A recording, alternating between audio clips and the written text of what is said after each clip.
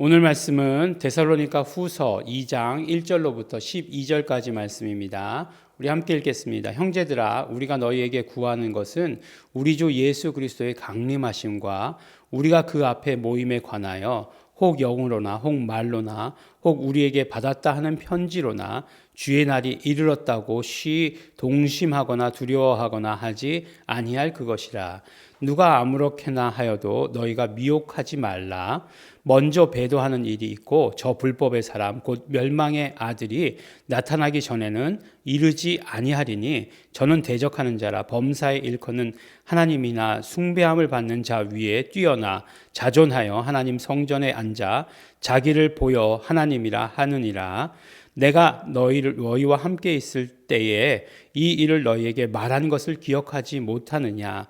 저로 하여금 저희 때에 나타나게 하려 하여 막는 것을 지금도 너희가 아나니 불법의 비밀이 이미 활동하였으나 지금 막는 자가 있어 그 중에서 옮길 때까지 하리라. 그때 불법한 자가 나타나니 주 예수께서 그 입의 기운으로 저를 죽이시고 강림하사 나타나심으로 패하시리라. 악한 자의 이 마음은 사단의 역사를 따라 모든 능력과 표적과 거짓 기적과 불의의 모든 속임으로 멸망하는 자들에게 임하리니 이는 저희가 진리의 사랑을 받지 아니하여 구원함을 얻지 못함이니라. 이러므로 하나님이 유혹을 저희 가운데서 역사하게 하사 거짓 것을 믿게 하심은 진리를 믿지 않고 불의를 좋아하는 모든 자로 심판을 받게 하려 하심이니라. 아멘. 네, 우리 어제도 데살로니가 후서 시작에 대해서 말씀하면서 이 편지를 기록한 목적에 대해서 우리가 함께 말씀을 나누었습니다. 이 데살로니가 후서에서 제일 많이 말씀하고 있는 것, 물론 전서도 마찬가지고요. 많이 말씀하고 있는 것은 예수 그리스도의 재림입니다. 그런데 이 말씀을 읽으면서 그런 생각을 하게 되었어요.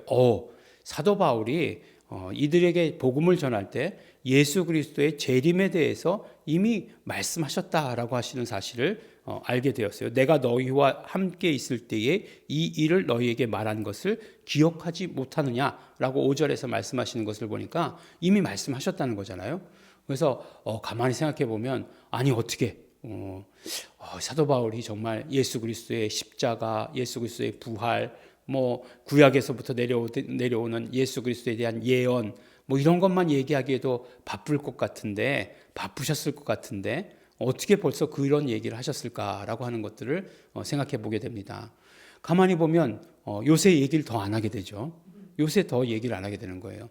오히려 우리는 예수 그리스도의 죽으심, 십자가, 부활 이런 것들은 충분히 다 알고 있다고 생각하는데 그걸 몰라서 못하는 사람은 없다고 생각하는데 그래서 오히려 예수 그리스도의 재림에 대해서 더 많이 말해야 될 것이라고 생각하는데 그렇지 않고 사도 바울이 그렇게 이미 복음을 전할 때마다 이야기했다는 것이에요.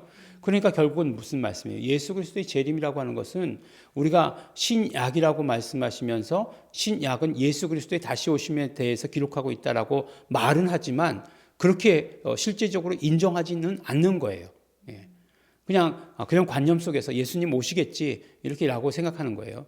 그런데 오히려 데살로니가 교인들은 이제 예수 그리스도의 다시 오심에 대해서 굉장히 민감했던 것 같아요.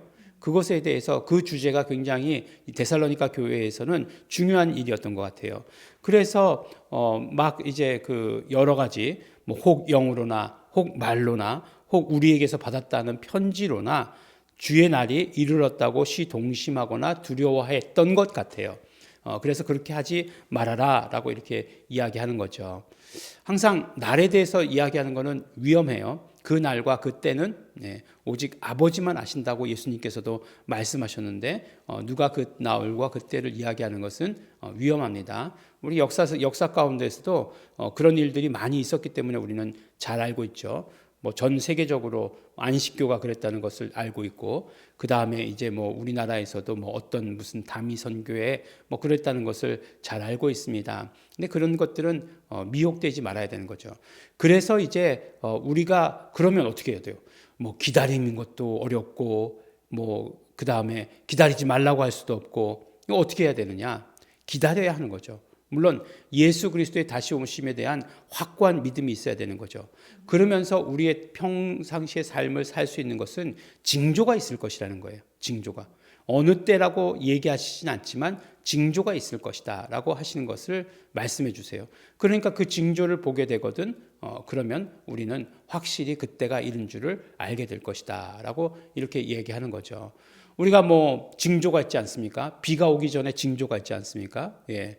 어떤 분들의 징조죠? 관절염 걸리신 분들이 징조죠. 예. 온몸이 찌뿌둥해지고 예. 무릎이 아프고 하면 비가 온다라고 이렇게 얘기하는 그런 어떤 징조가 있는 거죠. 그것보다 더 뭐 자연현상 가운데 그런 어떤 징조들이 있지 않습니까? 우리는 뭐 잘 알지 못하지만 그런 자연 형상들 가운데에서 뭐가 어떻게 되면 뭐 그 다음에 비가 올 것이다라고 하는 그런 뭐 징조들이 없지 않아 있잖아요. 그런 것처럼 예수님께서도 그걸 말씀하신 것처럼 그런 것들이 있으면 마지막 때가 올 것이라고 하는 것을 너희들이 알아야 된다라고 이렇게 말씀해 주시고 계세요. 그런데 그 징조가 뭐냐? 첫 번째 징조가 사람들이 배도하는 일이 있을 것이다라고 이렇게 얘기하는 거예요. 그리고 두 번째 징조가 뭐냐? 멸망의 불법의 사람, 곧 멸망의 아들이 나타난다는 거예요. 다른 요한 서신서에 보면은 어떻게 표현하고 있죠? 적 그리스도라고 이렇게 표현하고 있죠. 그 멸망의 불법의 사람, 멸망의 아들. 지금 사도 바울은 이렇게 표현하고 있어요. 그것들이 나타나게 될 것이다. 그것이 징조다라고 이렇게 이야기하시는 거예요. 그래서 배도하는 일이 있다는 거죠. 배도라고 하는 것이 뭡니까? 우리가 믿음을 버리는 걸 말하는 거잖아요. 믿음을 버리는 것. 그런 일들을 보면서 지금이 아닐까라는 생각을 많이 하게 되는 거죠. 지금이 아닐까라는 생각을 하게 되는 거예요. 물론 이 모든 사실을 뭐 대한민국에 한정지어서 본다라고 이렇게 말할 수는 없지만 그렇지만 대한민국이 이미 선진국이 되어서 많은 그런 어떤 선진국의 흐름들을 금방금방 캐치하고 따라가고 있다는 거예요. 어떤 의식들 보면 그 다음에 그런 어떤 영적인 흐름들 보면 사상들 그런 것들 보면은 저것들을 어떻게 저렇게 금방 학습해서 금방 그것을 하게 될까라고 하는 것들을 보게 됩니다. 그러니까 뭐 이렇게 이를테면은 뭐 동성애 같은 것들 이런 것들 있잖아요. 동성애 같은 것들이 어떻게 한국의 그런 어떤 사회 가운데 뿌리 내릴 수 있을까? 금방 이렇게 생각하게 되면 정말 너무나 정말 놀랄 따름이에요. 부정적인 의미에서 놀랄 따름입니다.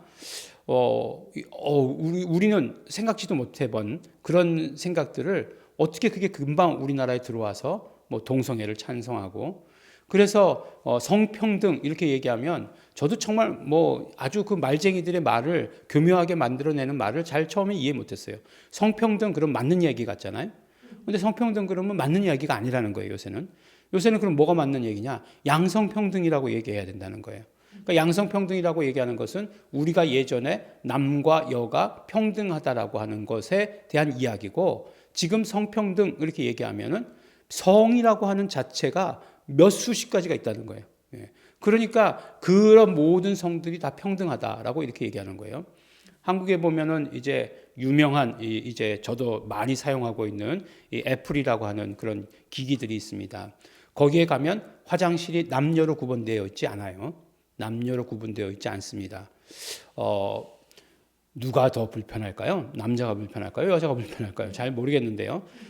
왜냐하면 평등하니까 성을 남과 여로 가르지 않는다는 거예요. 남과 여로 가르지 않는다는 거예요. 그래서 뭐 지난 올림픽 때도 어떻게 됐습니까? 이렇게 나는 여자다라고 하는 남자가 나와가지고 여자들을 막 다 때려서 부셨잖아요. 그런 걸 보면서 남자들이 와 기뻐해야 되나요? 아니겠죠. 근데 그걸 보면서 남자들이 기뻐하지 않겠죠. 여자들이 보면서 남녀 성평등이 이루어졌다 그렇게 기뻐하게 되나요? 그렇지 않겠죠. 분명히 이것은 잘못된 것이죠. 뭐 트럼프가 성은 딱 두 가지밖에 없다 이렇게 뭐 선포했다고 하는데 뭐 어쨌든지 간에요. 이미 뭐 미국에서는 만연해 있기 때문에 그런 것들 참 이해하기 어렵죠. 그러니까 생물학적인 것을 거부하고 그 다음에 이제 자기 기분에 따라서 나는 아침에는 남자였다가 저녁에는 여자였던 것 같다. 뭐 이렇게 하면은 그걸 인정해 줘야 된다는 거예요. 이게 무슨 정말 도깨비 같은 소리냐 하는 거죠. 이게 뭘까요? 우리가 예수 믿는 사람으로서 하나님께서 정말 우리에게 주신 창조 질서 가운데서 그것을 보게 됐을 때 그렇게 왜곡되고 그런 것들을 봤을 때 누가 역사하는 걸까요? 네, 누가 역사하는 건지 뻔하죠. 이런 어떤 사상들, 뭐 이러한 어떤 동성애, 이런 모든 것들, 그럼 뭐가 역사하는 건지 뻔한 것이에요. 그런데 그런 것들이 금방금방 들어오게 되고 예수님을 예수를 주로 시인하지 않는 그런 일들이, 배도하는 일들이 이렇게 넘치게 된다라고 하는 것은 바로 예수님 다시 오실 때의 그런 어떤 징조다라고 이렇게 이야기하고 있는 것이에요. 그런데 너무나 재밌는 것은 뭐냐면 불의의 모든 속임으로 멸망하는 자들에게 임하리니라고 이렇게 얘기하고 있어요. 속임이라는 거예요. 멸망하는 자들은 다 속임을 당할 것이다라고 이렇게 말씀하시는 거예요. 그래서 하나님이 유혹을 저희 가운데 역사하게 하사 거짓 것을 믿게 하시는 것은 무엇이냐면 진리를 믿지 않고 불의를 좋아하는 사람들을 모아서 이렇게 심판받게 하려 하십니다라고 이렇게 말씀을 하신 것이에요. 언젠가 말씀드렸죠. 우스갯소리로 말씀을 드렸어요. 어떤 사람이 이제 결혼 생활 가운데 잘 살다가 이제 부정을 저질렀다는 거죠. 어떤 다른 여인을 좋아하게 됐다는 거예요. 그래서 이제 그냥 하나님께 이제 돌아오면서 기도했다는 거죠. 하나님, 저는 죄인입니다. 죽어 마땅합니다. 이렇게 기도했다는 거예요.